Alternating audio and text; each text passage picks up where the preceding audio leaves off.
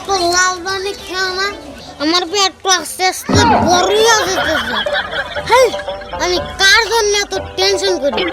যাই বাড়িতে যা বেবিরে কই গিয়া আর এক বোতল লাল পানি দে, আমি খামুসকে পেট ভরা খামু।